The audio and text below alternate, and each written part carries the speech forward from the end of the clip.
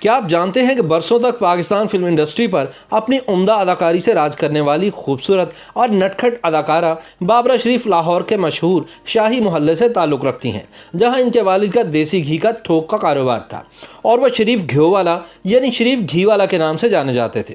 शरीफ घीवाले की 3 बेटियां थीं जो जब जवान हुई तो इनके मोहल्ले बाजार हुसन पर भी गोया शबाब आ गया। इनकी बड़ी बेटी का नाम फिरदौस शरीफ, मंझली का नाम फाखरा शरीफ और सबसे छोटी बेटी का नाम बाबरा शरीफ था, जिसने 10 दिसंबर सन 1954 को लाहौर में आंख खोली। यूं बाबरा शरीफ अब तक 66 बरस की हो चुकी हैं, लेकिन देखने में अब भी 36 की नजर आती हैं। अपनी दिलनशी अदाओं से करोड़ों दिलों की धड़कन बनने वाली बाबरा शरीफ ने सन 1973 में पाकिस्तान टेलीविजन के ड्रामे किरण कहानी से अपने फनी करियर का आगाज किया और हर किरदार को बखूबी निभाया।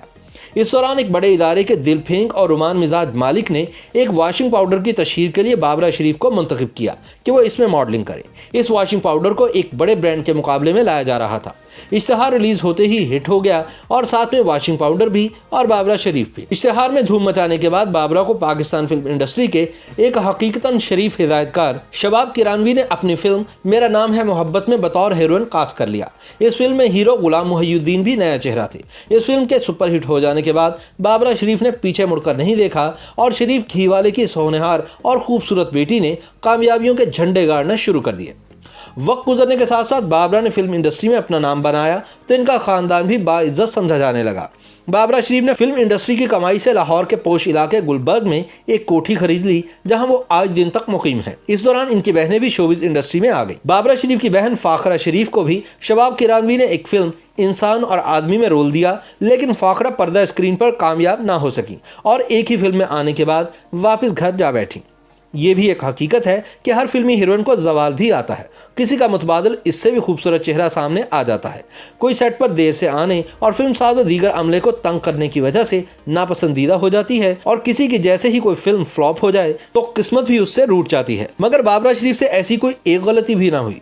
इस दौरान इन्होंने फिल्मसाज शाहिद से शादी कर ली। उस वक्त ये कहा जाता था कि लाहौर में 2 ही खूबसूरत और वजीह मर्द रहते हैं, एक फिल्मसाज शाहिद और दूसरे गवर्नर पंजाब गुलाम मुस्तफा खर, और ये बात किसी हद तक दुरुस्त भी थी। बाबरा शरीफ वक्त की बड़ी पाबंद थी, कभी देर से फिल्म के सेट पर ना आती, फिल्मसाज से ताउन करती और इनके रीटेक भी कम से कम होते।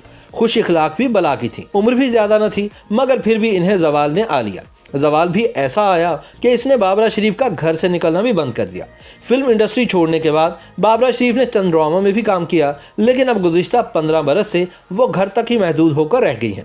बाबरा शरीफ आज भी अपने गुलबर्ग वाले घर में गुजरे शानदार वक्तों की याद में खोई रहती हैं और पालतू जानवरों और परिंदों के साथ वक्त गुजारते और इनके साथ खेलते न जाने मुकद्दर से क्या क्या गिले शिकवे करती रहती हैं।